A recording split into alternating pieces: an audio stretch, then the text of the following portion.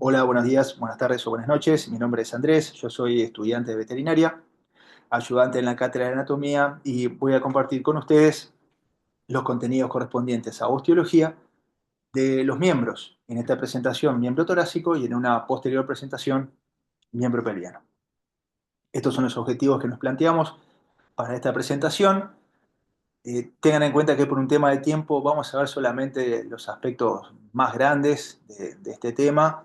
O sea, va a ser una presentación en ese sentido introductoria y bajo ningún concepto sustituye la lectura, el estudio de los textos de referencia que ustedes ya conocen.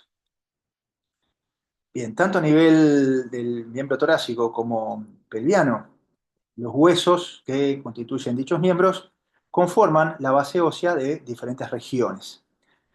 Si nos vamos específicamente al miembro torácico, hablando desde proximal hacia distal, recuerdan que proximal en anatomía y referido específicamente a los miembros, era aquello que estaba más próximo al tronco, más cercano al tronco, mientras que distal era aquello que estaba más distante, si se quiere, más alejado del tronco. Entonces la región más próxima al tronco, más proximal, es esta acá marcada en amarillo, que se llama región escapular, o región de la cintura escapular, o región del cíngulo del miembro torácico. Cíngulo significa justamente cintura, ¿sí? Vamos a ver en un ratito qué significa cintura en términos anatómicos. La base ósea de la región escapular, por supuesto, la escápula, eh, fundamentalmente. Si nos vamos más hacia distal, encontramos esta otra región, que es la región del brazo, está acá en verde, cuya base ósea está conformada por un solo hueso que se llama húmero. Tengan en cuenta desde ya que en anatomía brazo hace referencia a esta región solamente y no a todo el miembro torácico, ¿sí? Como a veces coloquialmente se le suele decir. Más hacia distal encontramos la región del antebrazo, acá, en cuya base ósea encontramos dos huesos llamados radio y ulna. Ulna es lo que anteriormente llamábamos cúbito. La recomendación actual es evitar ese término y usar entonces el término de ulna. Y por último, lo más distal es esta región acá, llamada región de la mano o autopodo, conformada a su vez por tres regiones o subregiones si quieren, que son la región del carpo, la región del metacarpo y la región de las falanges o dedos, ¿sí? Y la base ósea conformada por huesos homónimos. Es decir, en la región del carpo, los huesos carpales o huesos del carpo, que son un conjunto de huesos cortos, que un ratito vamos a estudiar con un poco más de detalle. En esta región encontramos los huesos del metacarpo o metacarpianos, huesos metacarpianos, y en esta región acá encontramos entonces un conjunto de huesos llamados falanges. Un poco lo mismo, pero en otra especie, en este caso un equino, sería la región escapular acá con el 10, la base ósea, recuerdan, la escápula, el brazo acá con el 28, base ósea húmero, ¿sí? Acá sería la articulación del hombro o entre escápula y húmero, articulación escápulo-humeral. Articulación del codo ahí 29, acá en el 30 tenemos el antebrazo y todo esto, 31 inclusive, 32, 33 sería la mano. Esto puede llevar un poquito a confusión, a veces uno se imagina de que esta región acá equivale a lo que sería el codo, ¿sí? O a veces se llama rodilla también a esta zona del miembro torácico del equino. Tengan en cuenta que el codo está acá arriba, ¿sí? Y esto correspondería, haciendo un paralelismo con lo que sería la anatomía humana, a lo que es la región de la muñeca, digamos, ¿no? Y todo esto es la mano de acá para acá. Eso tiene que ver con la forma de locomoción de los equinos, de los ungulados en general, ¿sí? Que vamos a verlo un poquito más adelante. Bien, entonces vamos a empezar a ver lo más grande, bueno, de cada uno de los huesos que conforman estas regiones. Vamos a empezar con la escápula, que forma parte de la cintura escapular. ¿Qué es una cintura en anatomía? Una cintura es una estructura anatómica que vincula los miembros, en este caso el miembro torácico, con el tronco. Algo interesante es que la escápula se vincula con el tronco solamente a través de músculos, es decir, no hay ninguna articulación verdadera que vincule la escápula con el tronco, sino que se vinculan solamente a partir de tejidos blandos, a partir de músculos básicamente.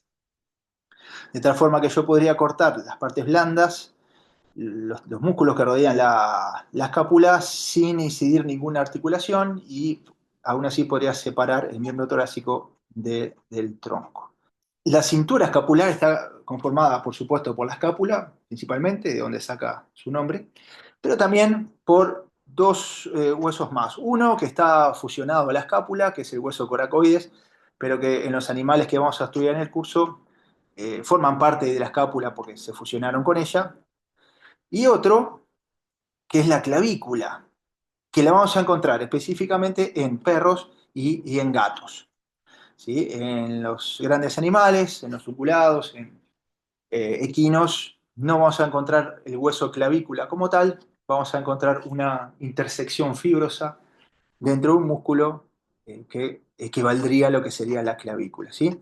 Pero en perros y gatos sí encontramos un hueso clavícula, que de hecho acá lo estamos viendo, esto es una radiografía, en este caso un perro, la encontramos de un lado y del otro, y en este caso un gato. Vean que en el gato la clavícula es mucho más alargada, es como un bastoncito bien fino, ¿sí? Que se curva así en los extremos, mientras que en los perros es más, de forma más de, como de semilla o de poroto, si se quiere. A diferencia de lo que sucede, por ejemplo, con los humanos, la clavícula en perros y gatos no se articula directamente con otro hueso, sino que están viviendo, entre muchas comillas, viviendo dentro de un músculo, que es el músculo brachiocefálico que van a ver después en topográfica. ¿Qué función tienen estas clavículas si no se articulan con ningún otro hueso? Bueno, aparentemente no tendrían ninguna función significativa, pero necesitamos saber que existen porque, como ustedes están viendo acá, se ven en las placas, ¿sí? Y nos puede llevar a confusión. Si nosotros no tenemos en cuenta la existencia de este hueso, podemos pensar que esto acá corresponde a una astilla de una fractura ósea, lo que sea, ¿sí? Y llevarnos entonces a un mal diagnóstico cuando es perfectamente normal. ¿Ah? Tengan en cuenta que hay animales que no tienen no tienen este hueso, no tienen clavícula, es un hueso inconstante, hay animales que lo tienen y otros que no, y sin embargo eso es perfectamente normal. ¿Ah? Son variaciones. En anatomía, tanto humana como animal, tengan en cuenta que las variaciones son muy frecuentes. Bien, yendo ahora a lo que es el estudio de la escápula, vamos a comenzar diciendo que es un hueso asimétrico y par. ¿Por qué par? Bueno, obviamente porque son dos, uno derecho y uno izquierdo. ¿Por qué asimétrico? Porque si yo cortara el hueso por un plano sagital, me quedarían dos mitades, una medial y una lateral, y estas dos mitades no serían iguales, tendrían diferentes características, diferentes accidentes. En ese sentido son asimétricos. ¿Sí? Y cuando tengo un hueso con estas características, yo voy a necesitar tres referencias o tres repeles anatómicos para poder ponerlo en posición. ¿Sí? Y yo tengo un hueso sobre la mesa y necesito indicar si el hueso es derecho o izquierdo y en qué posición iría en el animal vivo. Eh, entonces, para saber qué es lateral y qué es medial, eso sería muy sencillo. Vamos a ver que una de las caras, que es la cara lateral, que estamos viendo acá, tiene una saliencia ósea que le llamamos espina, espina de la escápula, eh, accidente óseo bien marcado, ¿sí? Entonces, ahí ya tengo una referencia. Yo sé que eso va hacia lateral, consecuentemente la otra cara va a ir hacia medial. Ahora necesito saber qué va hacia craneal y qué va hacia caudal. Una forma de darme cuenta es porque el borde que va hacia caudal tiende a ser más grueso, menos cortante que el borde que va hacia craneal, ¿sí? Que tiende a ser más fino, más cortante. Otra forma de darme cuenta que no sirve para todas las especies, pero sí, por ejemplo, para el equino, para el bovino, es que esta fosa que la vamos a ver un ratito con más detalle, que queda hacia craneal, digamos, de la espina, se llama fosa supraespinosa. En estas especies tiende a ser más reducida, menos ancha, ¿sí? Que la fosa que va quedando hacia caudal, que se llama fosa infraespinosa de la escápula, que es esta acá. ¿Está bien? Vean como en el equino esta fosa es mucho más angosta, digamos, que esta acá. ¿Tá? Entonces, otra forma de darme cuenta que es craneal y que es caudal. Y además, hacia craneal vamos a encontrar un tubérculo, que lo vamos a ver, se llama tubérculo supraglenoideo, que entonces queda ubicado hacia craneal. ¿Tá? Entonces, tres formas de darnos cuenta. Y nos falta una referencia que es que va hacia ventral y que va hacia dorsal. Bueno, es también muy sencillo. Este ángulo de la escápula, que tiene una superficie articular, vamos a ver, se llama cavidad glenoidea, va hacia ventral, ¿sí? Hacia ventral y también en dirección craneal, ¿sí? Pero entonces, sabiendo esos tres repeles, ya puedo saber si la escápula que estoy viendo es izquierda o derecha.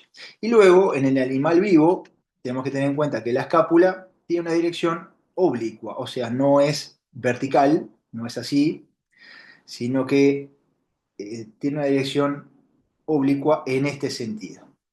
¿No? Y a esa dirección, para poder indicar esa oblicuidad, usamos un término particular que es el de oblicuidad o dirección oblicua distocraneal. Ahora vamos a meternos un poquito en ese término, pero bueno, refiere a que si yo me voy hacia distal, o sea, estoy yendo en dirección de proximal hacia distal, me estoy acercando hacia el cráneo. Entonces es oblicuo, ¿sí? No es vertical, no es horizontal, es oblicuo.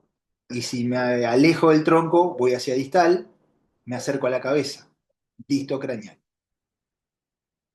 Muy bien, y ahora que sabemos cómo posicionarla y sabemos cómo identificar a qué lado pertenece, vamos a ver cómo está constituida. Esta es una página web de la Universidad de León que nos va a permitir ver la estructura del hueso en tres dimensiones, por lo tanto creo que es muy, muy útil, muy didáctico. Tengan en cuenta que la posición no sería la que corresponde al animal vivo. En el animal vivo ya vimos que estaría en forma más oblicua. ¿Bien? Pero bueno, como nosotros vemos, la escápula va a tener una forma más o menos triangular, ¿sí? Un hueso plano, forma más o menos triangular. Y como todo triángulo, va a tener tres ángulos y tres bordes. Este borde va a estar apuntando más hacia arriba, entonces le llamamos borde dorsal. Este borde va a estar apuntando más hacia adelante, le llamamos borde craneal. Y este borde más hacia la cola le llamamos borde caudal, ¿sí? Y los tres ángulos, tenemos un ángulo craneal, un ángulo caudal, y este ángulo que queda más hacia abajo le llamamos ángulo ventral, o como forma parte de la articulación del hombro, le llamamos también ángulo articular. Y también tenemos dos caras, ¿verdad? Esta cara acá, ya lo vimos, tiene esta saliencia ósea que se llamaba espina de la escápula, o sea que sabemos que esto es lateral, y por consiguiente esta cara va a ser la cara medial. De los bordes, solamente vamos a decir que el borde craneal tiende a ser más fino, más cortante, el borde caudal tiende a ser más grueso, otra forma de ayudarnos a poner en posición la escápula, y en el borde dorsal muchas veces encontramos, particularmente en el ser vivo, cartílago que está inserto acá en este borde, ¿sí? Que se llama justamente cartílago escapular. En el caso de los pequeños animales, perros, gatos, ese cartílago es solamente un ribete, o sea, una pequeña lámina ahí de cartílago, mientras que en los rumiantes y en el equino es mucho más desarrollado, ¿sí? Y ahí, por un lado, permite inserción a diferentes músculos y además, según algunos autores, también funciona como un amortiguador durante la marcha. Ese cartílago escapular que estaría por acá, eh, cuando el animal envejece se tiende a osificar y en algunas de las escápulas que vamos a ver en los prácticos aparece entonces con una cierta osificación a veces se llega a ver lo que corresponde a ese cartílago, ¿sí? En los animales jóvenes solamente permanece lo que es la parte ósea y el cartílago entonces se pierde luego de que el animal fallece y se descompone. Bien, la espina de la escápula, que es esta acá, nos permite dividir esta cara lateral, en dos fosas. Esta fosa que va a quedar más hacia craneal y esta fosa que va a quedar más hacia caudal. Esta fosa la vamos a llamar fosa supraespinosa. Claro, ustedes pueden decir supra, quiere decir arriba, y en realidad está más hacia adelante que hacia arriba. Sí, eso viene, nos va a pasar lo mismo con otras estructuras. Un poco de la anatomía humana. En la anatomía humana esta fosa queda bien arriba, mientras que en los animales, por la posición cuadrúpeda, va quedando más hacia adelante. Pero bueno, el término permanece de la anatomía humana, fosa supraespinosa. Y acá se inserta un músculo que justamente se llama músculo supraespinoso. A ver, con el mismo criterio, acá esta fosa se llama fosa infraespinosa, particularmente los humanos queda por debajo de la espina, y acá se inserta un músculo que se llama músculo infraespinoso. Si nos damos vuelta, acá estamos en la cara medial y acá tenemos una fosa también que se llama fosa subescapular, donde vamos a encontrar el músculo homónimo, músculo subescapular. En esta cara medial, ¿sí? Van a ver que cerca acá del borde dorsal vamos a encontrar una superficie más rugosa. Acá quizá no se aprecia tanto, pero en los prácticos se va a ver mejor, que se llama justamente cara o área o facies serrata. Facies serrata, donde se inserta justamente el músculo serrato. Serrato ventral. Sepan desde ya que en general cuando tenemos un músculo, una estructura que es ventral, probablemente tengamos otra que sea dorsal. Cuando tengamos algo que es redondo, probablemente tengamos algo que es cuadrado, ¿sí? Cuando tengamos algo que es craneal, probablemente tengamos algo que es caudal, y así, ¿verdad? Así que aquí tenemos un músculo que se llama serrato ventral y después van a ver que hay otros músculos que se llaman serratos dorsales, ¿sí? Muy bien, entonces eso con respecto a las caras, cara lateral acá y cara medial. Tengan en cuenta, bueno, la espina de la escápula, entonces separa las dos fosas, siendo que la fosa craneal en general, depende un poco también la especie, pero en general va a tener un menor tamaño, ¿sí? Que lo que es la fosa infraespinosa, mira acá que es mucho más grande. Esto también nos ayuda a saber que esto es craneal, ¿sí? Y que esto es caudal. Bien, yéndonos a los, bueno, me faltó mencionar, la espina en general es palpable debajo de la piel en el animal vivo y eso constituye un repel óseo repel óseo en anatomía de superficie. ¿Qué significa? Yo palpando la espina de la escápula en el animal vivo, puedo hacerme una idea entonces de qué estructuras están por arriba y qué estructuras están por debajo. Bien, este ángulo también es bastante palpable, ¿sí? Pero lo que tiene más riqueza en términos anatómicos es este ángulo ventral o articular. Vamos a estudiarlo un poquito. A este nivel, más marcado en equinos que en otras especies, encontramos una entrada, vamos a decir, ¿no? Una pequeña entrada, eso se llama en anatomía incisura, ¿sí? Después vamos a ver una escápula de equino, se va a ver mejor. Incisura, y como está en la escápula, incisura escapular. Por acá arriba va a pasar un nervio, nervio supraescapular, ¿está? Que después lo van a ver. Luego tenemos, aquí si miramos desde abajo, desde ventral, vamos a tener esta superficie articular. Recuerden que las superficies articulares usualmente están recubiertas por cartílago, un tipo de cartílago hialino, llamado cartílago articular. Esta superficie se llama glena o cavidad glenoidea, ¿sí? Glena, que significa en latín pupila, justamente por esta forma, ¿no? Eh, Parece o hace recordar a una pupila, un ojo. Esta superficie es la que se va a articular con el húmero, con la cabeza del húmero, para formar la articulación del hombro o escapulohumeral o glenohumeral, que es lo mismo. Recuerdan que habíamos dicho articulación glenohumeral justamente por la glena, ¿no? Por esta superficie. Bien, y lo que sería hacia adelante, pero bueno, en el ser humano quedaría más hacia arriba, aquí encontramos un tubérculo, ¿sí?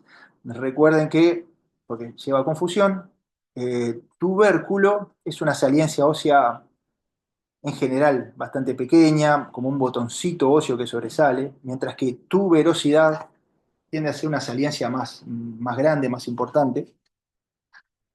Bueno, esta saliencia ósea se llama tubérculo y como está por arriba de la glena, se llama tubérculo supraglenoideo. ¿Sí? En general, cuando encontramos en un hueso una saliencia ósea, sobre todo si es rugosa, nos da la pauta de que ahí algo se inserta, y si acá se inserta un músculo importante, fuerte, que es el músculo eh, bíceps braquial, ¿no? Por acá abajo, no tan marcado, encontramos una superficie que a veces se denomina tubérculo infraglenoideo, donde se inserta el músculo tríceps braquial. Bien, vámonos hacia la cara medial. Y en la cara medial, fusionado con lo que sería el tubérculo supraglenoideo que ya mencionamos, vamos a encontrar una pequeña saliencia ósea. Esta acá. Si la podemos ver un poquito más grande, esta acá. ¿Sí? Eso ahí corresponde a el hueso coracoides que en estos animales está fusionado con la escápula. Ahora ya no es más un hueso independiente, sino que es un proceso. Recuerden en anatomía, un proceso era una saliencia ósea más marcada, más puntiaguda, si se quiere, ¿sí? Esto se llama entonces proceso coracoides. ¿Está bien? De vuelta lo encontramos en el lado medial, ¿sí? Del lado medial del tubérculo supraglenoideo. En este proceso coracoides se va a insertar un músculo que va desde acá justamente hasta el brazo y por eso se llama músculo córaco braquial, ¿sí? Vean cómo los nombres en anatomía muchas veces nos dan pistas, en este caso de dónde a dónde va. Bien, eso es lo más grande de la escápula, por supuesto hay mucho más para ver, pero como les decía, bueno, por temas de tiempo ya nos vamos a meter en lo que es la anatomía comparada, es decir, algo que tenemos que hacer en los prácticos es diferenciar a qué especie pertenece en los distintos huesos. ¿Sí? Por un tema de tamaño, generalmente vamos a tener que diferenciar entre el que es un equino y un bovino, y luego entre lo que es un suino, un canino, un felino también, o un pequeño rumiante, ¿sí? Un ovino. En realidad es bastante sencillo. Lo más característico que nos permite diferenciar es la espina de la escápula. Ahora vamos a ver de vuelta en las imágenes 3D, pero ven acá, tenemos la espina de la escápula, en este caso de un equino. Primero que tiene esta saliencia, que también la tiene el bovino, pero no tan marcada, acá está marcado con dos, ¿sí? Que se llama tuberosidad de la espina de la escápula, donde acá va de inserción a fibras de un músculo que se llama trapecio torácico, ¿sí? Que bueno, el bovino por supuesto también lo tiene, pero en el equino tiene esta protuberancia más marcada para su inserción. Y lo otro, quizá más característico, es que la espina del bovino termina yendo a lo que es el ángulo articular, el cuello de la escápula, no mencionamos, esto acá se llama cuello de la escápula. Entonces, a nivel del cuello, termina de esta forma, ¿sí? Formando esta estructura, mientras que en el equino, la espina de la escápula como que se va haciendo cada vez menos prominente hasta finalmente fusionarse a nivel del cuello de la escápula, sin formar esta estructura que aparece acá. Esta estructura tiene nombre, se llama acromion, ¿sí? Vamos a ver entonces en 3D para que quede más claro. Bien, aquí lo tenemos de vuelta, es un bovino. Vean acá la espina. acá la tuberosidad poco marcada y miren cómo termina. Ahí lo damos vuelta, acá se ve clarito. Miren esta estructura acá que es el acromion, ¿sí? Este es un bovino, ¿ah? Si fuera un ovino, sería igual, ¿ah? Vamos a ver en el caso del equino. Muy bien, acá estamos viendo la escápula de un equino. La forma ven que es un poquito más alargada también, eso también nos puede ayudar. Pero fíjense en la espina, ¿sí? Acá la tuberosidad de la espina que mencionábamos, que en general está más marcada. Y fíjese cómo termina acá la espina. Ven cómo en general es más baja, sí, pero llegando al cuello de la escápula es como que gradualmente se va fusionando con el hueso, ¿sí? Sin formar entonces esta estructura que llamamos acron. ¿Ah? Eso es un poco lo más característico. Hay otras diferencias, vean acá con el 14, ¿sí? Es como una pequeña entrada que tiene la glena, se llama incisura glenoidea. Esto está en el equino, no está en el bovino, por ejemplo, ¿sí? Entonces, eso también nos ayuda a diferenciar, ¿tá? Pero, de vuelta, creo que lo más notorio es la presencia o no de acromio. El bovino lo tiene y el equino no.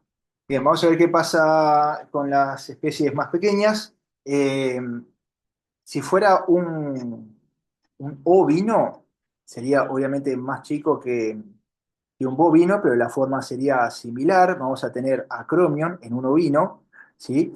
Y ahí la diferencia sería con un canino, ¿tá? Con un perro.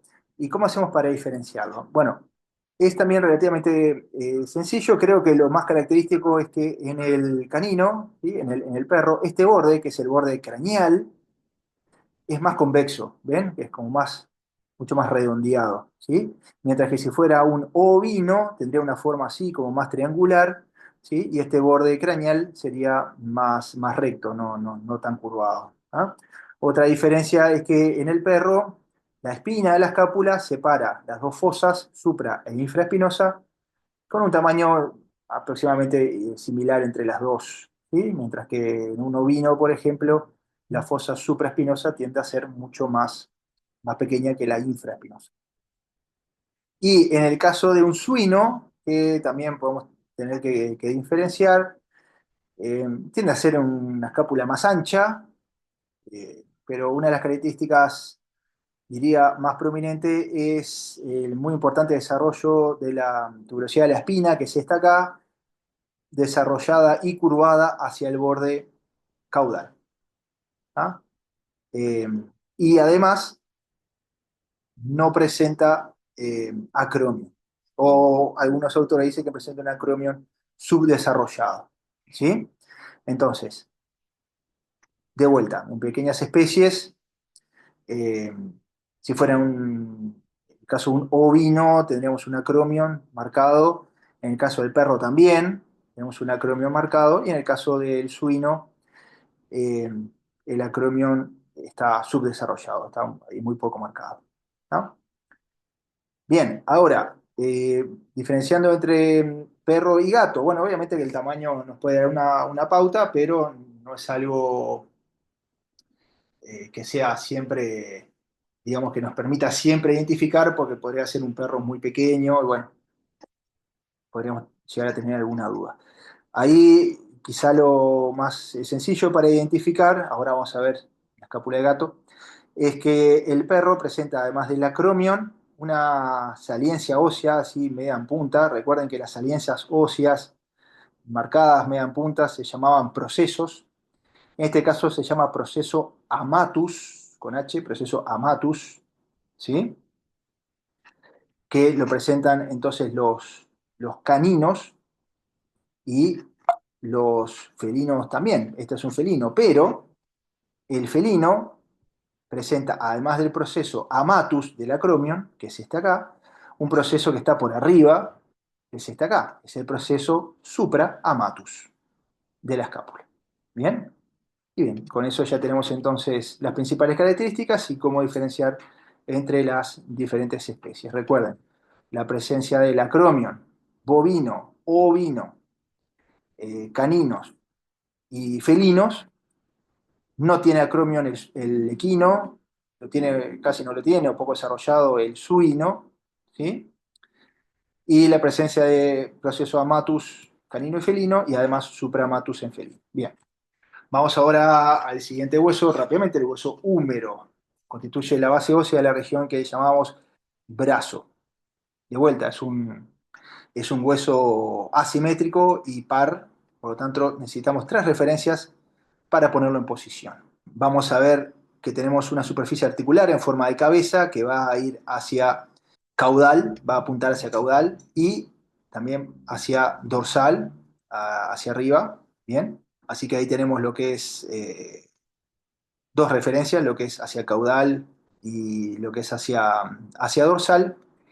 Y luego vamos a ver una saliencia ósea a nivel de esta extremidad, más marcada, y otra más o menos a este nivel, ahora lo vamos a ver, que nos permiten decir qué va hacia lateral y qué va hacia medial. ¿Tá? Ahora un ratito lo vemos. Lo otro que tenemos que saber es cómo está posicionado el húmero en el animal vivo. Otra vez, tenemos una disposición oblicua, ¿está bien? No es vertical, no es horizontal, sino que es oblicua. Bien, ¿cómo le llamamos a esta disposición? Como vimos para la escápula. Si yo me voy hacia distal, o sea, me voy desde proximal hacia distal, me alejo del tronco, vamos a decir disto. Y yendo en esa dirección distal, me estoy acercando, digamos, hacia lo que es la cola. O sea que en este caso es oblicuo, disto, caudal. Muy bien, nuevamente, antes de venir a la anatomía comparada, vamos a ver tres dimensiones, algún hueso, por ejemplo, un equino, número de un equino, y luego sí vemos cómo diferenciar entre especies. Muy bien, y ahí estamos entonces con el número de un equino. Esto acá que se ve ahí con el número uno es lo que se llama la cabeza del húmero, ¿sí? Esta cabeza del húmero va a estar cubierta de un cartílago articular, y va a articular con la glena de la escápula, ya lo vimos, formando la articulación gleno-humeral. Esta superficie articular va a ir entonces hacia proximal y hacia caudal, ¿tá? O sea que acá sería craneal y acá sería caudal, ¿sí? El húmero tendría que estar en esta disposición oblicua en este sentido, ¿bien? Como ya lo vi. Bien, es un hueso largo, y en todo hueso largo vamos a describir distintas regiones. Una región del medio que llamamos cuerpo del hueso o diáfisis, y dos regiones de los extremos que le llamamos epífisis.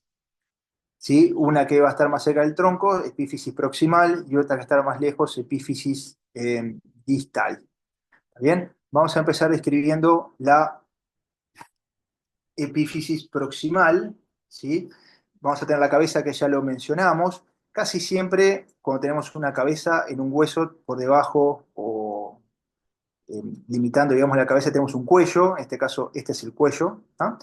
Bueno, tengan en cuenta que hay muchos huesos en el cuerpo animal que tienen cabezas, así que tenemos que darle nombre y apellido, cabeza del húmero, porque después va a estar, por ejemplo, la cabeza del fémur, ¿tá? La cabeza del radio, la cabeza de la ulna, etc. ¿Sí? Cuello del húmero, lo mismo. ¿Ah? Y luego vamos a encontrar acá unas saliencias óseas, ¿sí? Está marcada acá con el 2 y está marcada acá con el 4. Una, si el hueso está así, recuerden que por acá sería craneal, por acá sería caudal. Una nos va a quedar más hacia lateral, ¿está bien? Si este es un húmero izquierdo, ¿sí? Esto es lateral, y esto es lo que se llama tubérculo mayor. ¿Ah? Parece que fueran dos, ¿verdad? Uno acá y el otro acá. Bueno, en realidad es uno solo, pero que tiene dos partes. Ya vimos, si la cabeza está hacia caudal, esta acá sería la parte craneal del tubérculo mayor, y esta acá sería la parte caudal del tubérculo mayor. ¿Sí? Si tenemos un tubérculo mayor, como ya vimos, probablemente tengamos un tubérculo menor, y de hecho lo tenemos. No tenemos que ir hacia la cara medial, y acá tenemos esto acá marcado con 4 ahí, sería el tubérculo menor, esto acá, ¿sí? Bien. También tiene dos partes no tan marcadas, una craneal y una caudal en estas especies, en el equino, ¿tá? También en el bovino. No va a pasar lo mismo en el canino, como después vamos a ver. Y en este caso es un equino, en este caso es un equino, y encontramos otro eh, tubérculo, ¿sí? Que se llama tubérculo intermedio, pero lo vamos a encontrar solamente en el equino, ¿está bien? Y nos va a permitir diferenciar sin ningún problema que es un número de un equino y no de otra especie. ¿Bien? También a este nivel vamos a tener entre los dos tubérculos, tubérculo mayor hacia lateral, tubérculo menor hacia medial, vamos a tener un surco, que en este caso, en el caso del equino, está dividido en dos por el tubérculo intermedio, pero este surco se llama justamente surco intertubercular, ¿sí? Por donde va a discurrir el tendón del músculo eh, bíceps braquial. Bien, de la extremidad o epífisis proximal, vamos a dejarlo por ahí, vamos al cuerpo o diáfisis del húmero. Acá sobresalen un par de accidentes óseos. Recuerden que accidente óseo hacíamos referencia a cualquier saliencia, rugosidad, fosa, ¿sí? Foramen o agujero, todo eso constituye lo que se llaman accidentes óseos, ¿no? Las irregularidades del hueso. Entonces acá aparece un accidente óseo bien marcado, marcado sobre todo en el caso del equino, vamos a ver que en otras especies no están así, que se llama justamente tuberosidad deltoidea. El nombre, recuerden que los nombres en anatomía nos dan pistas, tuberosidad, una saliencia ósea bastante roma, ¿no? Y deltoidea porque da inserción a un músculo muy importante del hombro llamado músculo deltoides. Deltoides por su forma de letra delta griega, ¿sí? Invertida en realidad. ¿Ah? Bien. Aunque no supiéramos quién se inserta acá, yo veo esta saliencia ósea y digo, probablemente acá algo se inserte y si es un músculo probablemente tire con mucha fuerza, ¿sí? Eso es una regla general, digamos. De este lado acá, bueno, la tuberosidad deltoidea además nos ayuda a poner el hueso en posición porque siempre lo vamos a encontrar hacia lateral, ¿de acuerdo? Entonces, yo tengo un hueso sobre la mesa y quiero saber si es derecho o izquierdo, busco la tuberosidad deltoidea y ahí ya sé qué es lateral y qué es medial. ¿Bien? De este lado acá no lo está marcando con un número, pero estaría acá, en los equinos está bastante marcado. Tenemos otra tuberosidad del lado medial, más o menos al mismo nivel, se llama tuberosidad del redondo mayor. ¿Y quién se insertará ahí? Bueno, justamente el músculo redondo mayor. Lo otro para mencionar en este hueso, en esta diáfisis, es este surco. Ven acá que en realidad comienza desde atrás, desde caudal, ven, empieza acá y luego viene por lateral, ¿sí? Tuberosidad deltoidea, esto es lateral. Bueno, viene por lateral y lo vamos a encontrar de vuelta hacia craneal. Ven acá todo este surco, parece como que el hueso estuviera enroscado sobre sí mismo. Bueno, ese surco se llama surco músculo espiral y por ahí va a discurrir otro de los músculos del brazo llamado músculo braquial, ¿sí? Músculo que van a estudiar después con detalle más adelante en topográfica, ¿sí? Pero bueno, por ahora simplemente tengan en cuenta eso, que en este surco músculo espiral discurre uno de los músculos del brazo. Nos vamos ahora rápidamente a la epífisis distal. En este caso, bueno, la representación quedó como rugosa acá. En realidad sería mucho más liso, ¿verdad? Eh, Acá encontramos una estructura con forma ovalada, estructura ósea con forma ovalada, articular, ¿sí? Porque va a articular después con los huesos del antebrazo. Cuando tenemos una estructura ósea ovalada, en forma ovalada y que está localizado en una extremidad del hueso y que es articular, usualmente le llamamos cóndilo. Cóndilo, palabra que viene de griego, que significa nudillo, por la forma o la similitud con los nudillos, ¿no? de las manos. Acá un comentario. Eh, Algunos autores le llaman cóndilo a todo esto, a toda la extremidad, ¿sí? Entonces hablan de cóndilo en singular y otros autores hablan de dos cóndilos, uno acá, ¿sí? Y el otro acá. Este es el lateral. Bueno, ¿cómo sé que es el lateral? Porque acá tenemos, ¿sí? Acá arriba, tuberosidad deltoidea. Bueno, esto es lateral y esto acá es medial. ¿Está bien? Bien. Eh, Hacia craneal, estamos viendo el hueso desde adelante. Ven acá que no veo la cabeza, ¿verdad? Del húmero, entonces lo estoy viendo desde craneal. Acá adelante vamos a encontrar una superficie en forma de polea. Tengan en cuenta que en anatomía las superficies con forma de polea usualmente se llaman trócleas. Y esta es una tróclea justamente. No es el único hueso que tiene tróclea, por lo tanto, de vuelta, nombre y apellido. ¿Cuál es el apellido? Tróclea humeral. ¿Sí? Más hacia lateral, vamos a encontrar esta otra estructura. ¿Sí? A ver, acá está la tróclea, sería todo esto. Y hacia el lateral, esta otra estructura, ¿sí? Que recibe el nombre de eh, cabecita del húmero o capitulum. ¿Bien? Capitulum humeral. Bien, por arriba de la tróclea vamos a ver una fosa. ¿Sí? Está marcado ahí con 6, que es la fosa radial. Vamos a verlo ahí. Fosa radial permite un ángulo más cercano, más cerrado de flexión, como dice ahí, porque ahí se va a alojar la cabeza del radio, ¿sí? Durante la flexión. Y si nos vamos hacia caudal, ven que acá sí estoy viendo la cabeza del húmero, entonces acá yo sé que estoy viendo desde caudal, desde atrás, voy a ver una fosa más profunda, que se llama fosa olecraniana. Vamos a ver ahí con el 7, o fosa del olecrano, que sería lo mismo, donde ahí se va a alojar una parte de la ulna, que se llama justamente olecrano. ¿Tá? Bueno, vamos a ver con más detalle en un ratito. Bien, después para destacar, en este hueso, acá, número 8 y número 9, acá tenemos unas saliencias óseas, ven ahí, que están por arriba del cóndilo, ¿verdad? O de los cóndilos, depende de cómo lo consideras. El prefijo epi significa por encima de, ¿sí? Por encima de algo. Lo van a ver en otras escrituras también, en histología y en otras materias también. En este caso es una saliencia ósea que está por arriba del cóndilo y está al lado de afuera. Mirá, acá está la tuberosidad deltoidea. Entonces esto es afuera, arriba del cóndilo, epicóndilo. Eh, Bien, acá dice medial, creo que eso sería un error. A ver, vamos a verlo acá. Y epicóndilo ALS lateral. Bueno, eh, esta es la tuberosidad del deltoides. Bueno, acá hay un error del programa, evidentemente, porque esto es el epicóndilo lateral, ¿sí? Y este sería el epicóndilo medial, entonces, ¿no? Bien.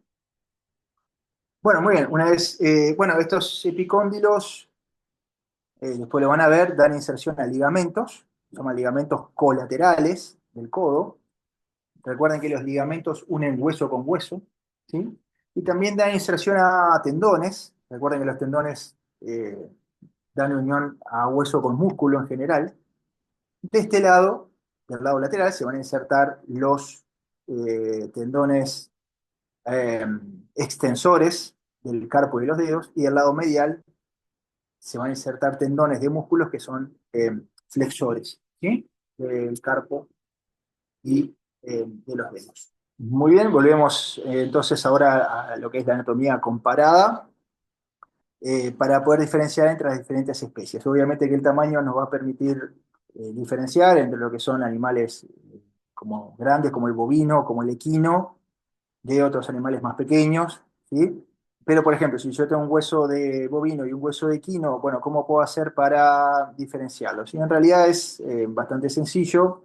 Algunas cosas ya mencionamos. ¿Se acuerdan que eh, esto eran los tubérculos, ¿verdad? Este acá es uno y este acá es el otro, ¿sí? Recuerden que habíamos dicho que el equino tenía tres tubérculos, o sea, el tubérculo mayor, que sería este que está lateral, el tubérculo menor, que sería este que está medial, y este que es un tubérculo intermedio, ¿sí? Mientras que el bovino tiene solamente dos, el lateral, que es el tubérculo mayor, eh, y el medial, que sería este acá, que es el tubérculo menor, ¿tá? No tiene tubérculo intermedio. También es de notar que el tubérculo, sobre todo el mayor, sobresale bastante de lo que es el plano de la cabeza del húmero, mientras que en el equino los tubérculos tienden a estar más a nivel, vamos a decir, de lo que es la parte más dorsal de la cabeza del húmero. Otra forma de darnos cuenta, bueno, vean acá la tuberosidad deltoidea, en el equino es mucho más marcada, ¿sí?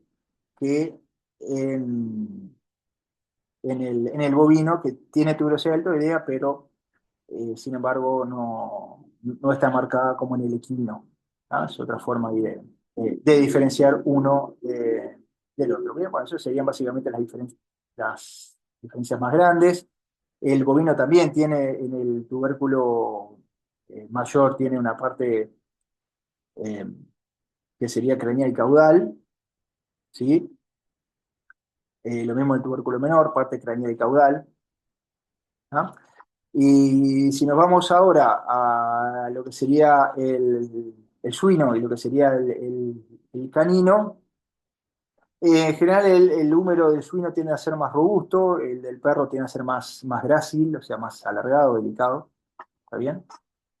Eh, el tubérculo mayor en el suino tiende a sobresalir bastante de la cabeza, ¿sí? No tanto como el bovino o el ovino, pero sí sobresale bastante, mientras que en el perro tiende a sobresalir, pero menos, un poquito, es más parecido en ese sentido al equino, ¿está bien? Y bueno, eso sería la principal diferencia. En el tubérculo mayor del perro, algunos autores plantean que tiene dos partes, craneal y caudal, otros dicen que no, que tiene una sola, y el tubérculo menor, en el caso del perro, no tiene una sola parte. ¿Sí? Otra diferencia que nos puede ayudar es que los perros en general, y digo en general porque no siempre, eh, bueno, acá un poco lo que ya mencionábamos, aquí. El perro en general tiene este foramen, ¿sí? Este agujero, que si ustedes ven está por arriba de la tróclea, ¿cierto? Entonces se llama foramen, foramen significa agujero, ¿verdad? Foramen supratroclear, ¿sí? Está por arriba de la tróclea y es característico del perro, ¿sí? Si bien en el suino, en el cerdo, a veces aparece también, pero es más probable, más característico entonces en esta otra especie, ¿sí? De vuelta, hay perros que no lo tienen y es perfectamente normal, la mayoría sí. Entonces tengan en cuenta que si lo ven, y es un hueso bastante delicado, grácil, ¿sí? Alargado, y tiene este foramen, probablemente sea un perro, ¿sí? Aunque si no lo tiene el foramen, no significa que no sea un perro. ¿Está bien? Vean cómo el hueso del suino es más robusto. Y algo que tiene el suino que nos ayuda también a diferenciar es el surco, que hemos llamado músculo espiral. Lo tiene mucho más marcado que en el caso del perro, que lo tiene muy poco marcado. ¿Está bien? En el caso del gato, en el caso del felino, a veces tiene también este foramen, pero lo tiene más del lado medial, ¿está bien? Y es un foramen más chico que se llama foramen supracondilar. En lugar de quedar sobre la tróclea directamente, va quedando sobre el cóndilo, entonces es llamado foramen supracondilar. A diferencia del perro, en el perro por este foramen no pasa nada, no pasa ninguna estructura. En el gato por ese foramen sí pasa un nervio y una arteria. Está arteria braquial y nervio mediano. Muy bien, obviamente habría mucho más que decir, pero vamos a tener que seguir avanzando, así que nos vamos al antebrazo, ¿sí? Esta región acá donde encontramos dos huesos. Hacia craneal encontramos el radio y hacia caudal, sobre todo proximal, ¿verdad? Hacia caudal en la región más proximal. Y después yéndose más hacia lateral, en la región más distal, encontramos la ulna, ¿sí? Antes llamado el cúbito. Acá en la anatomía comparada, pero antes vamos a ir a lo que es la representación en tres dimensiones, en este caso de un bovino. Vamos a estudiarlo acá y después vamos a ver cuáles son las diferencias.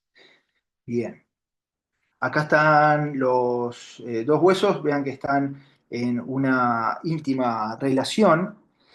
Para ubicarnos, bueno, la disposición en el animal es bastante vertical, ¿sí? Eh, y vamos a tener, para posicionarlo, vamos a saber que esta saliencia ósea, que ahí aparece con el número 16, correspondería con la punta del codo, digamos, va a ir hacia proximal, ¿sí? Y hacia caudal, ¿bien? Y después sabemos que si yo miro el preparado desde craneal, o sea, desde adelante, esta saliencia ósea la voy a encontrar dirigida más hacia lateral, ¿sí?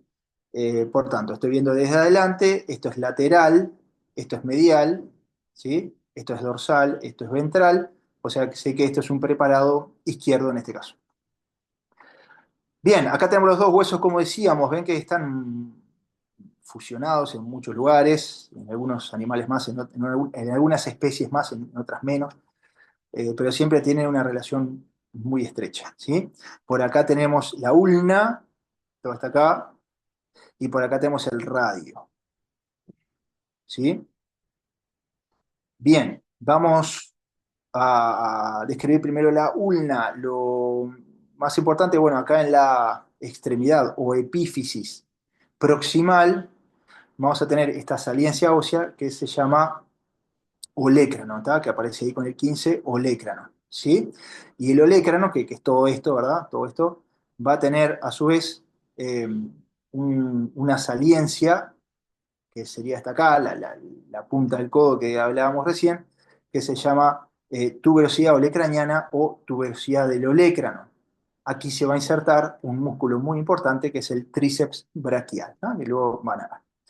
Bueno, habíamos visto en el húmero que teníamos una fosa cuando lo mirábamos desde caudal, ¿verdad? Desde atrás.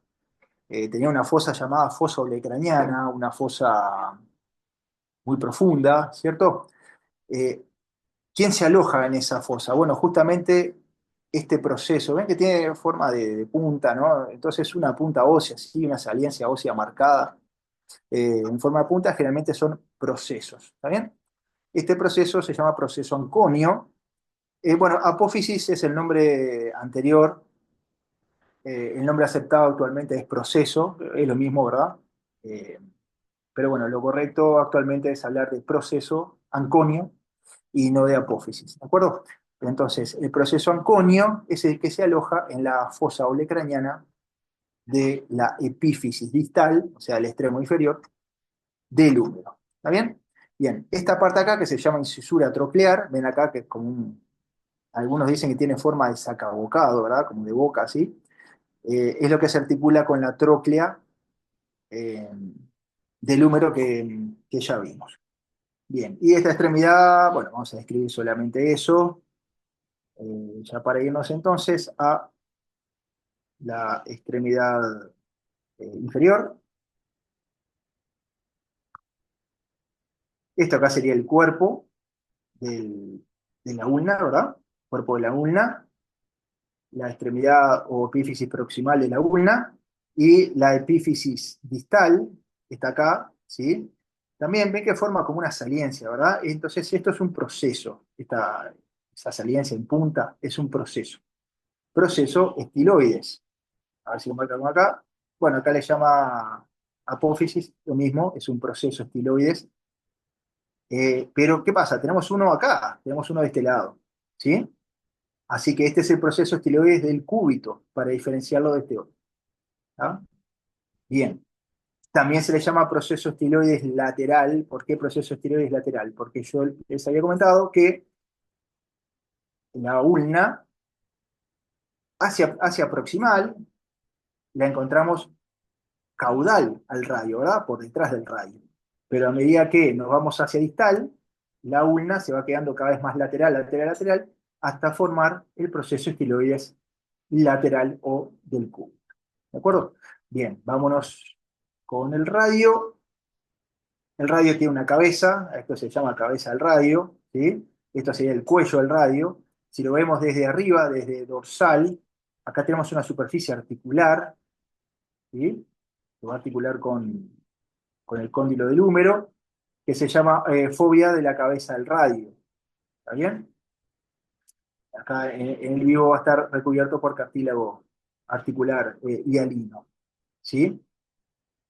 Bien, bueno, después tenemos el cuerpo del radio, y en la extremidad este, distal vamos a encontrar, acá no se ve muy bien, pero bueno, en el ser vivo encontramos, eh, perdón, en el hueso seco, en los prácticos vamos a ver bastante bien, acá va a haber unos surcos, por ahí van a pasar tendones de los músculos extensores, y este lado acá, imagino que el 13, ¿sí? El 13 ahí tenemos, ahí, esta saliencia ósea, esta acá sería así, esta, corresponde a la apófisis estiloides, pero del otro lado, del lado medial, o apófisis estiloides del radio. ¿Está bien? Lo último que vamos a mencionar acá, si vemos el radio desde ventral, desde abajo, encontramos una superficie articular que se llama tróclea. Bien, acá le dice cara articular carpiana porque es la que se va a articular con los huesos del carpo, los huesos de la primera fila del carpo, que lo vamos a ver en un ratito, ¿está?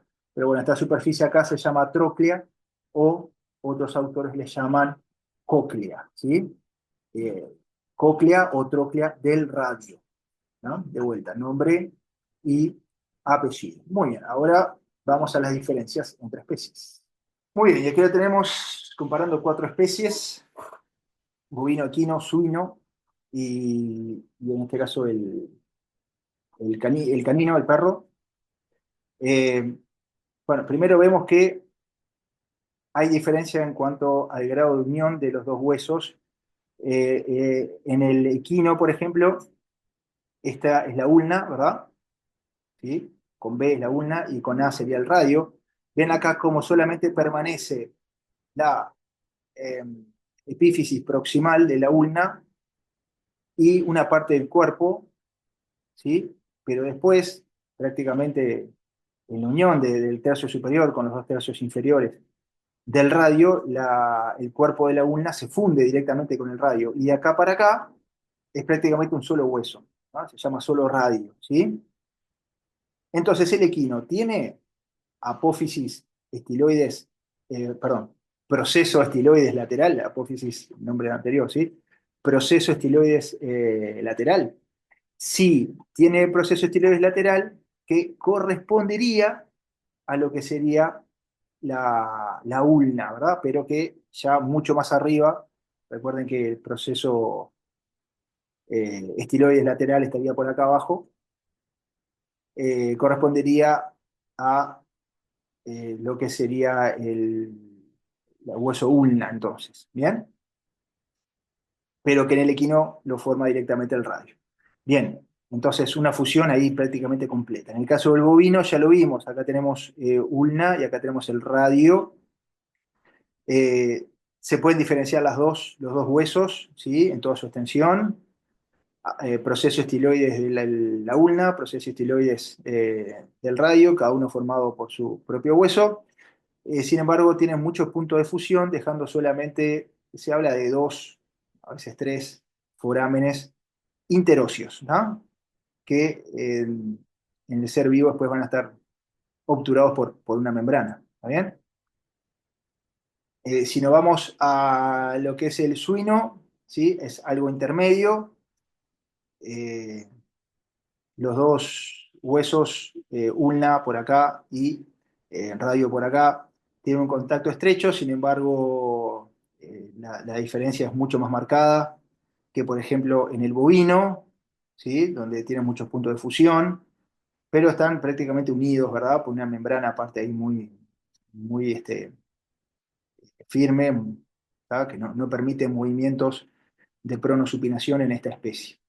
Y además tiende a ser huesos más robustos, mientras que en el perro o en el gato los dos huesos, si bien tienen punto de contacto, están mucho más individualizados, mucho más separados, Vean acá, esta es la ulna con B, este es el radio con A, y ahí tenemos un espacio entre los dos, que en el ser vivo está cubierto por una membrana, se llama justamente membrana interósea, que entre otras cosas da inserción a algunos músculos. Bien, entonces, bueno, eso es lo que nos va a permitir diferenciar básicamente entre las diferentes especies. ¿Tá? En el perro, sobre todo, se marca bien esta parte, la parte más distal de la ulna, que se llama cabeza de la ulna. ¿Tá?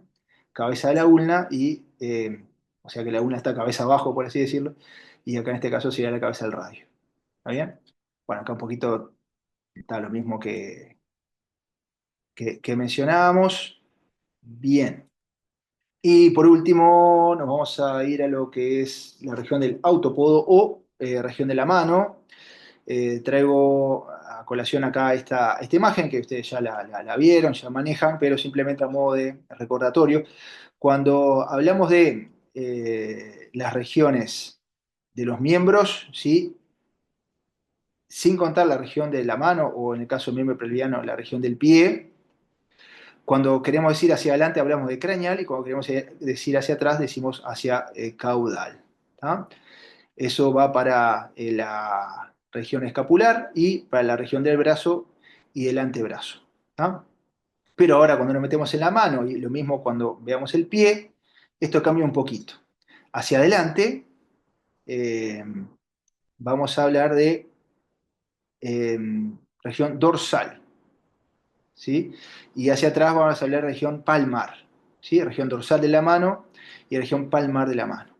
En el pie va a ser parecido, hablamos de dorsal y plantar, ¿no? Haciendo referencia a lo que es la planta del pie. Bien, habíamos hablado al comienzo de la presentación de las distintas formas de locomoción. Bueno, vamos a hablar un poquito más de eso.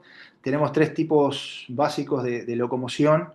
Algunas especies, como nosotros, humanos, como los osos, son plantígrados. ¿Qué significa esto? Que apoyan la planta del pie completamente. ¿Sí? Después tenemos especies que apoyan, digamos, los dedos, normalmente por así decirlo, ¿sí? O la cabeza de los metacarpianos y metatarsianos y las falanges. Estas especies se llaman digitígrados, por ejemplo, los gatos, los perros, ¿sí? Que equivaldría a que nosotros camináramos en esta posición, apoyando solamente los dedos y la cabeza de los metatarsianos en esta foto, ¿sí? Y por último tenemos los animales que se llaman ungulígrados o ungulados. Ungula significa uña. ¿Por qué? Porque es como que caminan apoyando solamente las uñas del o los dedos del pie, ¿sí? Que sería equivalente a que nosotros camináramos así como un bailarín o bailarina de ballet, apoyando solamente entonces la puntita ahí de los dedos, las uñas, por así decirlo. ¿Está bien? Entonces, los ungulados son, por ejemplo, los equinos, los bovinos y los ovinos, ¿ah?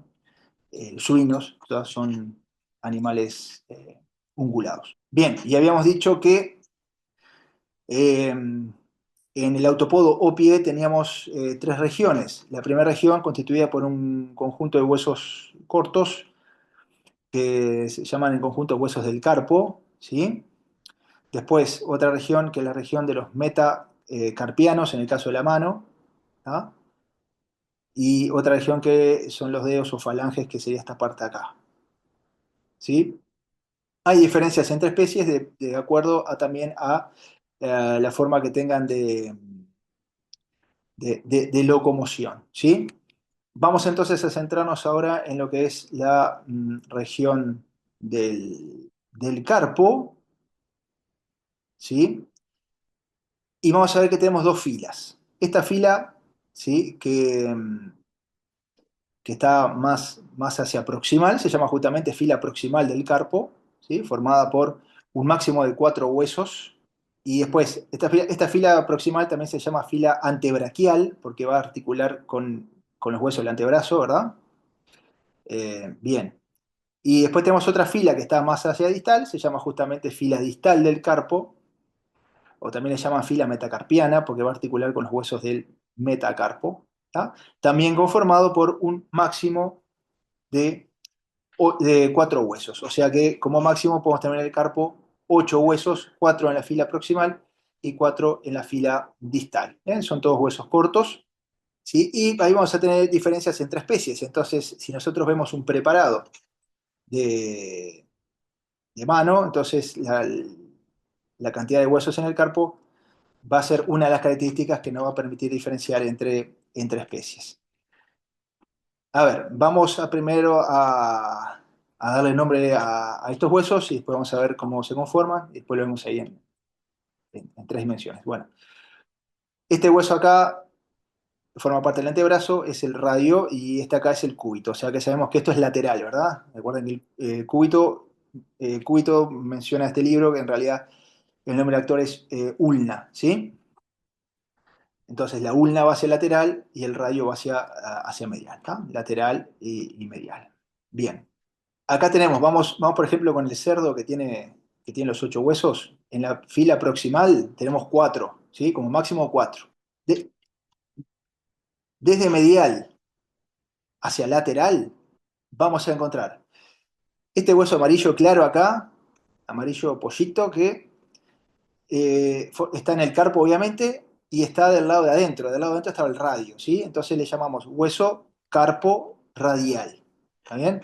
En el ser humano, para quienes hayan estudiado anatomía humana, corresponde con el escafoides. Tenemos este hueso, ahí en el amarillo un poco más oscuro, que le llamamos hueso carpal, porque está en el carpo, pero está entre medio de estos dos, así que le llamamos hueso carpal intermedio, que en anatomía humana es el semilunar. ¿Sí? Entonces, carpo radial, carpal intermedio, y este está del lado de la ulna, ¿ven acá? Entonces le vamos a llamar carpo ulnar, ¿tá? Ven acá en la nomenclatura anterior, es llamada hueso carpo cubital, pero nosotros le vamos a llamar carpo ulnar, ¿tá? En el ser humano corresponde al piramidal. Y nos queda el cuarto hueso, que va a estar hacia el lateral y hacia palmar, o sea, hacia atrás, hacia palmar, que es el hueso accesorio, ¿tá? Que en el ser humano es el pisiforme. Esta es otra forma de darnos cuenta, si tenemos un preparado, ¿tá? De mano ósea, bueno, que es lateral, que es medial, porque el hueso accesorio siempre va hacia palmar, hacia atrás, y siempre está lateral. ¿De acuerdo? Bien, ahí tenemos los 4 huesos. Vamos ahora con los 4 huesos de la fila distal del carpo. Tenemos este acá, chiquito ahí, que, bueno, acá en la fila distal es bastante sencillo, ¿tá? Porque se llaman huesos carpales. Uno, 2, 3 y 4, ¿tá? Que, bueno, en anatomía humana sería trapezoide grande y ganchoso, ¿no? Pero en anatomía animal, más fácil, carpal uno, carpal 2, 3 y 4, ¿tá? Recuerden, va a pasar lo mismo con los metacarpos, con las falanges. Recuerden que siempre contamos de medial a lateral. Entonces, a ver, yo sé que si acá está el radio y si de este lado está el hueso accesorio, el carpo, entonces yo sé que esto es medial, yo sé que esto es lateral. Y voy a contar desde medial, 1, y de ahí hacia afuera, hacia lateral, 2, 3 y 4. ¿Está bien? Bien, vamos a ver las diferencias entre especies. Recuerden, nos puede ayudar a memorizar que el cerdo, el suino, tiene los 8 huesos, ¿sí? No tiene ninguna fusión en el carpo, ¿tá? Todo completo. Bien, ahora, ¿qué pasa con las otras especies animales? Ahí algunos huesos se funden, ¿tá? Por ejemplo, en el perro, se funden el carpo radial con el intermedio, ¿sí? Y los otros quedan separados, o sea que acá tenemos 7 huesos en total. ¿Qué pasa en el bovino? La fila proximal tiene los 4 huesos, todo bien, pero en la fila distal no tiene el carpal 1, usualmente no lo tiene, ¿tá? Como variante podría parecer, pero usualmente no lo tiene. El 2 y el 3 se funden, se fusionan, ¿sí? Y el 4 está independiente. Bien, y vamos con el caballo. De vuelta, la fila proximal tiene los 4 huesos y en la fila distal no tenemos el 1, usualmente no tenemos el 1, puede aparecer, se llama atavismo, o sea, es cuando aparecen características de animales ancestrales en animales actuales, ¿no? Los animales ancestrales tenían el hueso 1, carpal 1, los caballos ancestrales, carpal 1, y cada tanto, muy rara vez aparece, pero en general no tenemos hueso 1, carpal 1, tenemos hueso carpal 2, carpal 3 y carpal 4, ¿sí? En total 7. ¿Bien? Bueno, vamos entonces ahora a lo que son los metacarpianos, que son estos acá, este y estos acá. Como adaptación a la forma de locomoción y demás, en las grandes especies la cantidad de metacarpianos se reduce y consecuentemente también aumenta de tamaño. En el perro vamos a tener los 5 metacarpianos correspondientes a sus 5 dedos. ¿Ah? El metacarpiano 1, lo mismo, metacarpianos se van a contar metacarpiano 1, 2, 3, 4, 5, de medial a lateral. El 1 es más corto, ¿sí? El perro y el gato, ¿está? Eh, y después los 3 y 4 son los más largos, ¿ah? Y el 2 y 5 son intermedios. En el caso del suino no tenemos el 1, tenemos el metacarpiano 2, 3, 4 y 5. En el caso del bovino, tenemos básicamente los metacarpianos 3 y 4 que están fusionados, ¿sí? Forman ahí un solo hueso. Hacia craneal, sobre todo, vamos a ver un surco que correspondería a la división entre estos dos huesos, nos permite diferenciar de otras especies, ¿no? Además de que va a tener dos trócleas, ahora vamos a ver. Y en el caso bueno, y el 5 vestigial, digamos, y en el caso del equino vamos a tener el metacarpiano 3 muy desarrollado y hacia caudal, acá lo está mostrando hacia un lado y otro, pero más que nada lo vamos a ver más hacia caudal, perdón, no, hacia palmar, o sea, hacia atrás, vamos a tener bastante reducidos estos huesos correspondientes a los metacarpianos 2 y 4. ¿Tá? También se les llaman huesos estiloides en el caso del equino. ¿Tá? Después lo vamos a ver entonces en 3D. ¿Tá? Bien, tenemos que saber que los metacarpianos son huesos largos, obviamente, tienen una base, un cuerpo, ¿sí? Y las extremidades distales forman trócleas, ¿sí? Trócleas del metacarpiano. En el caso del bovino va a tener dos, miren acá, una y otra. En el caso del equino va a tener una sola, entonces fácilmente lo podemos diferenciar. Y bueno, y a continuación sí viene lo que serían los dedos. En el caso del perro, ¿sí? Vamos a tener 5 dedos. La base ósea de los dedos son las falanges. Falange es un término del latín que significa conjunto de individuos organizados para cumplir una tarea, en este caso locomoción, bueno, conjunto entonces de huesos en este caso, organizados para la locomoción. Tenemos 3 falanges por dedo menos en el dedo 1, porque de vuelta los dedos se enumeran de medial a lateral. Hacia medial, dedo 1, dedo 2, dedo 3, dedo 4, dedo 5 en el perro. ¿Sí? El dedo 1, bueno, obviamente muy reducido de tamaño, ¿sí? Lo que tenemos que recordar acá es que todos los dedos tienen 3 falanges. Por ejemplo, en este caso el dedo 2 va a tener falange proximal, falange media, o también algunos autores le llaman intermedia, y falange distal. Algunos autores le llaman falange 1, 2 y 3, pero lo más adecuado sería proximal, media o intermedia y distal, menos el dedo 1 que tiene dos falanges, la falange proximal y la falange distal, y le falta la falange intermedia, ¿está bien? Entonces, 3 falanges para cada dedo menos el dedo 1. En el caso del cerdo tiene 4 dedos, no, le falta el dedo 1, ¿sí? Lo mismo, 3 falanges por dedo, ¿tá? Eso es igual para todas las especies. En el caso del bovino, 2 dedos, ¿tá? Con sus 3 falanges cada una.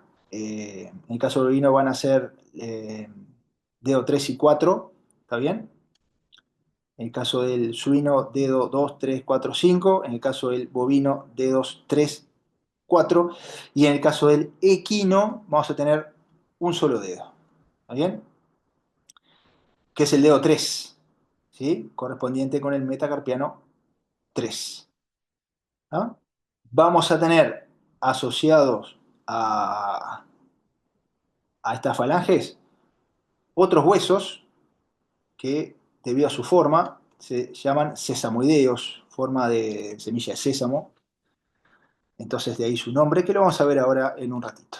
¿Tá? Bien, entonces esto es un poco lo que mencionábamos. En el perro 5 dedos, el primero rudimentario, ¿sí?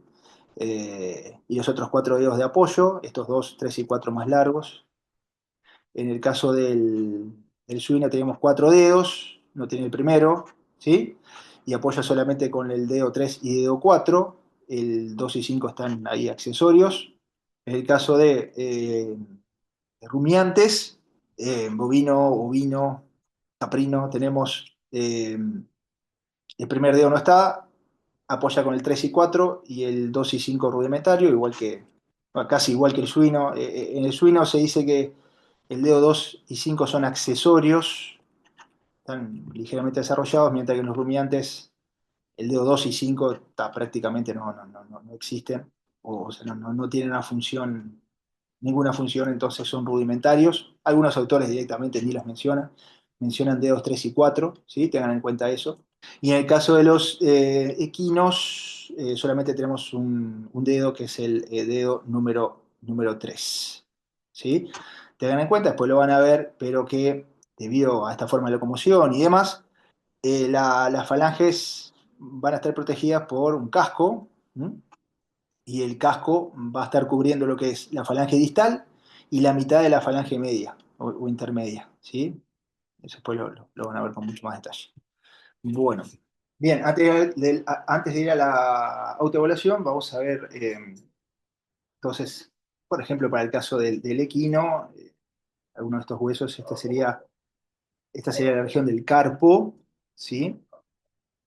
Si yo lo miro así desde dorsal, ¿no? Desde arriba voy a ver que hay un hueso que sobresale acá, ¿ven? Y que está como, digamos, sobresaliendo de todo el conjunto. Este es justamente el hueso accesorio. Y yo sé que el hueso accesorio lo voy a encontrar hacia palmar y hacia lateral, ¿sí?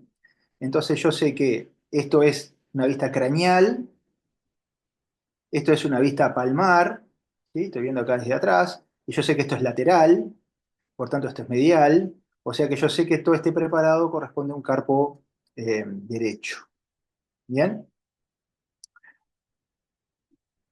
Decíamos que teníamos dos filas, ¿sí? La fila proximal, acá tenemos uno, dos, tres y cuatro huesos, ¿sí?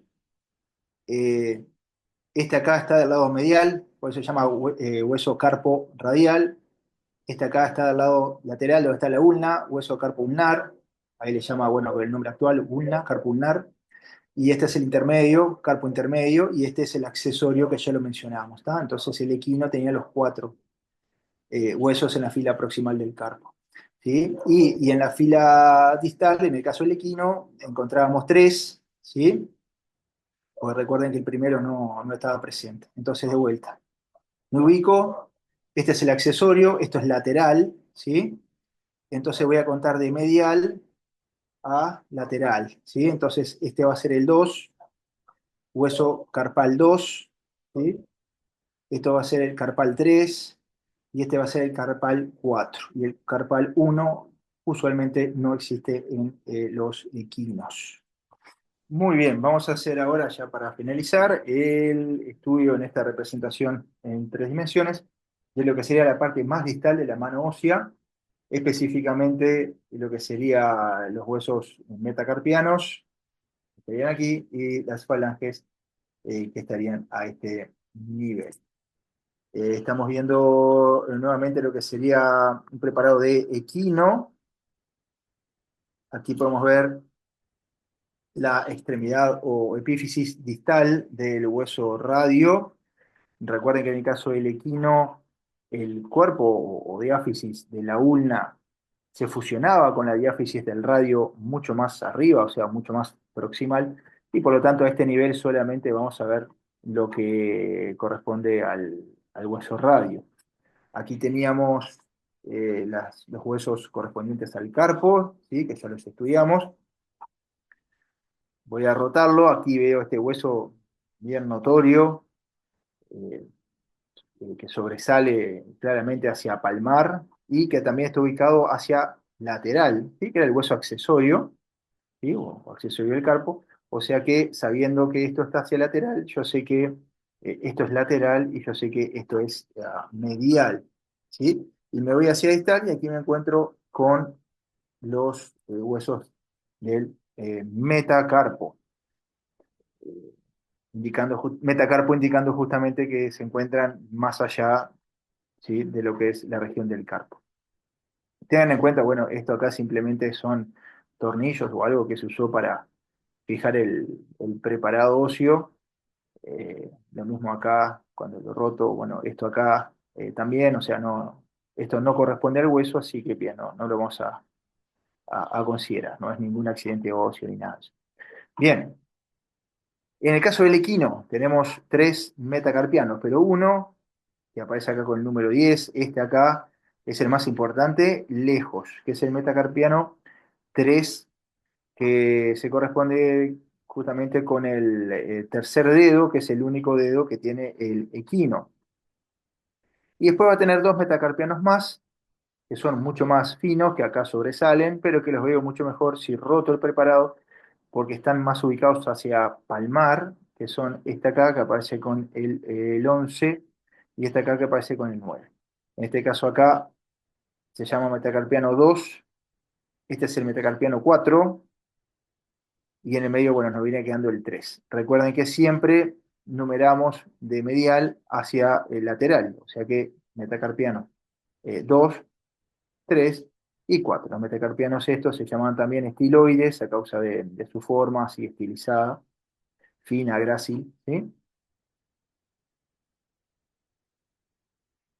Y bien, algo para mencionar es que si yo tuviera un preparado como estos, ya vimos cómo ponerlo en posición, cómo podemos determinar qué es lateral y qué es medial, pero si yo tuviera solamente un metacarpiano de un equino sobre la mesa y tengo que ponerlo en posición y determinar qué es derecho, qué es izquierdo, una forma relativamente sencilla sería venirnos a la extremidad más proximal, a esta, ¿sí? Y vamos a ver que acá este nivel, el metacarpiano tiene una superficie articular que articula justamente con este hueso que aparece con 8, que era el hueso carpal 4. ¿Ah? Ven acá, no, de vuelta, hueso accesorio, ven que acá estamos hacia el lateral, ¿verdad? Entonces este es el hueso carpal 4, ¿sí? Y si nos fijamos, ven como aquí hay como un ángulo, se forma como un ángulo, como si le faltara un trocito, vamos a decirlo en forma coloquial, al hueso en este sector.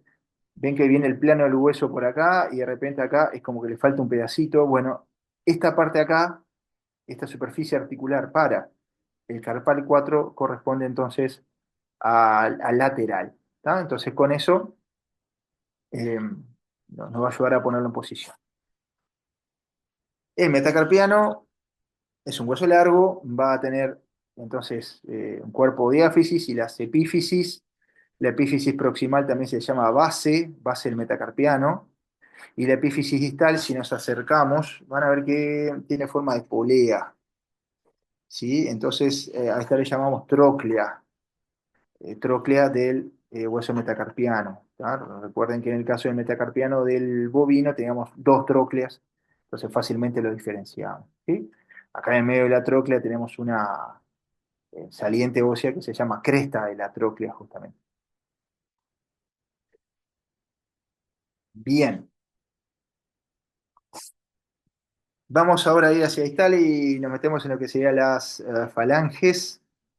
Recuerden que todos los dedos, menos el dedo uno en los carnívoros, que tenía dos falanges, el resto de los dedos tienen tres falanges, una es proximal, una es media, que acá aparece con el número 13, y una es distal, que acá aparece con el número 14. Esta falange distal también se le llama unguial, que viene de ungula, que significa uña, ¿sí? Porque correspondería, digamos, como a lo que sería la uña o la base ósea de la uña. Después van a ver que el casco, en el caso del equino, cubre esta falange distal, pero también cubre la mitad de la falange media, ¿sí? Entonces, el casco está cubriendo toda esta zona acá. Después, bueno, de esta falange distal, mucho para ver, simplemente vamos a decir que se le describen diferentes caras. Esta cara que estamos marcando acá se llama cara parietal, ¿sí? O de la pared, que a su vez tiene distintas partes, una parte dorsal, dos partes laterales. Si nos vamos a esta vista, vista desde ventral, o sea, desde abajo, esta sería la cara de la suela, o cara soleal, ¿sí? Después vamos a tener otra cara que va a articular con la falange media, que se llama cara articular. Y bueno, después tiene muchos más accidentes, forámenes y demás, que bueno, por un tema de tiempo no lo vamos a ver en esta presentación. Lo que sí vamos a comentar ahora es la presencia de otros huesos que se llaman en conjunto huesos sesamoideos. Huesos sesamoideos indica que tienen forma de semilla de sésamo, lo cual no siempre es así, pero bueno, de ahí derivó su nombre. Lo que sí, estos huesos sesamoideos tienen la característica de que se encuentran dentro de tendones o en todo caso muy vinculados, estrechamente vinculados con tendones y tienen la función de proteger esas estructuras o cambiar el ángulo de inserción de la fuerza de los tendones, entre otras cosas, ¿no? En el caso del eh, equino vamos a encontrar tres sesamoideos. Acá tenemos uno, acá tenemos otro, me parece el número 15, acá tenemos otro acá abajo que aparece con el número 16. En el caso de, puede haber variaciones, en el caso del canino, por ejemplo, el sesamoideo este tiende a ser cartilaginoso, ¿sí? O incluso puede no estar. En el caso del equino es óseo, ¿no? A ver, tenemos aquí entonces estos dos sesamoideos que como están más hacia arriba, más próximos al tronco, les llamamos sesamoideos proximales. Y uno solito acá, el 16, que está más alejado, bien allá abajo, entonces le llamamos sesamoideo distal. Bien, de los sesamoideos proximales tenemos dos, uno va a estar más hacia lateral, recordamos acá, con el número 5 ahí, el hueso accesorio que viene hacia lateral, entonces volvemos a bajar sesamoideo lateral, sesamoideo medial, ¿sí? Eh, que a su vez tienen distintas partes. ¿Se acuerdan que en los miembros una cara o algo que vaya hacia el eje se llamaba axial? Entonces la cara esta que va hacia el eje se llama cara axial. Y lo que va, digamos, alejándose del eje, en este caso las caras de los sesamoideos proximales que se alejan del eje, se llaman caras abaxiales, ¿sí? Entonces, cara axial, cara abaxial, ¿ah? Y, y más, bueno, muchas otras cosas también se pueden describir estos huesos, pero lo que nos importa es su localización, que los vamos a encontrar a nivel de la articulación entre el metacarpo 3, ¿sí? Es esta acá, y la primer falange. Articulación metacarpo-falángica, ¿sí? Unido por ligamentos muy fuertes, sobre todo a la falange proximal. ¿Bien? Y el metacarpiano, perdón, del sesamoideo distal que aparece acá, es uno solo, pero ven que es más alargado, ¿sí? Y lo vamos a ubicar, lo vemos ahí de costado, en la articulación entre la falange media y la falange distal, articulación interfalángica. Ahora, tengan en cuenta que esta también es una articulación interfalángica, ¿verdad? Entre la falange proximal y media. Así que tenemos dos articulaciones interfalángicas, pero el sesamoideo distal eh, está detrás hacia palmar de la articulación interfalángica que está acá, articulación interfalángica distal, ¿no? Y esta es la articulación interfalángica, entonces próxima. Bien, debido a su forma, ven que tiene forma alargada, ¿sí? Algunos dicen que tiene forma como de barquito, a ver si podemos encontrarle la forma de barquito, bueno, más o menos ahí, bueno, está, ponele. Eh, por esa forma también se le llama hueso navicular, como dice acá, ¿sí? Entre paréntesis. ¿Y por qué les menciono esto? No es simplemente para agregar un nombre más a todos los nombres que ya tenemos que conocer, sino porque hay un síndrome bastante común en caballos de salto sobre todo, que se llama síndrome navicular, que tiene que ver justamente con la inflamación de el hueso o la zona que rodea al hueso navicular. Bien, de ahí que nos importe conocer ese nombre. También en lo que atañe a los sesamoideos proximales, que los vimos, bien, estos acá, también tienen importancia clínica porque en caballos, sobre todo en caballos deportivos, de carrera, es relativamente frecuente que se fracturen y, bueno, en algunas ocasiones una fractura de uno de estos huesos sesamoideos proximales puede llevar a que ese animal no pueda seguir corriendo. Para terminar, les dejo acá una autoevaluación, la van a tener disponible en formato PowerPoint, ¿sí? Cualquier duda, pienso que con lo que vimos y con lo que van a estudiar en el libro no deberían tener ningún problema para resolverlo. Cualquier duda, por supuesto, nos consultan o lo vemos en el práctico. ¿Tá? Tiene ahí diferentes huesos y finalmente las referencias que utilicé para la presentación, como ustedes saben, bueno, DICE y colaboradores. Acá, bueno, la versión en inglés, pero también hay versiones en español. Es uno de los libros de referencia junto con Koenig, ¿tá? Y Liebig. Anatomía de los animales domésticos también es otro libro de referencia que vamos a usar para, para el curso. Este Atlas de Teología de la Universidad de Barcelona es muy interesante, tiene imágenes, pero también algo de texto, está bastante claro, ¿sí? Específicamente para anatomía del perro, Evans y la UNTA, o como se pronuncie. Este, es una linda referencia, muy completo, está solo en inglés hasta donde sé, creo que no está en español, eh, pero excede también, ¿no?, la profundidad que vamos a ver en el curso. ¿Sí? Por supuesto que es un libro muy, muy interesante en lo que respecta específicamente a la anatomía del perro, y bueno, y Barone es como el libro de referencia, digamos, el más completo, por lo menos que yo conozca, de anatomía de los animales domésticos, pero solamente está en francés y por supuesto contiene una profundidad mucho mayor de la que vamos a ver en el curso. Pero ténganlo en cuenta, por si les interesa profundizar en algún tema en particular, esta puede ser una fuente interesante.